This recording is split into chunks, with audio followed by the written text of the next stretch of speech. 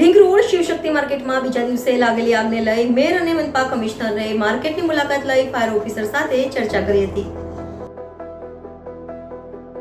સુરતના ring road પર આવેલ શિવશક્તિ માર્કેટમાં મંગળવારે લાગેલી આગમાં એકનું ધુમાડાથી ગુંગળાઈ જતા મોત નીપજ્યું હતું, જ્યારે બીજા દિવસે એટલે કે બુધવારે સવારે ફરી તે જ માર્કેટમાં આગ લાગી હતી, જેને લઈ ફાયરની ટીમ દોડતી થઈ ગઈ હતી અને આગ વિકરાળ બનતા ફાયરની 22થી વધુ ગાડીઓ દ્વારા આગ પર કાબુ મેળવાયો હતો, જેને લઈ બુધવારે સુરતના પ્રથમ નાગરિક મેયર દક્ષેશ માવાણી અને સુરત મનપા કમિશનર શાલિની અગ્રવાલે શિવશક્તિ માર્કેટની મુલાકાત લીધી હતી અને ફાયર ઓફિસરો સાથે વાતચીત કરી હતી।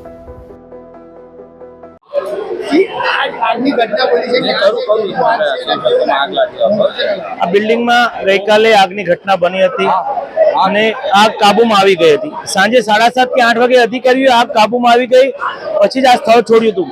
સવારે કયા કારણસર આગ લાગી તે તપાસનો વિષય છે।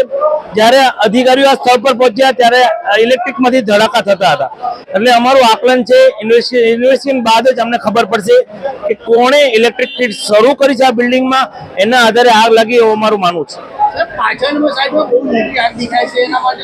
અત્યારે 3 માળ સુધી આગ લાગી છે, પણ ધીરે ધીરે 80% આગ અત્યારે કાબુમાં છે, પણ અમને 2-3 કલાક લાગશે હજી આગને કાબુમાં લેતા, પણ કોઈ કેઝ્યુઅલિટી નથી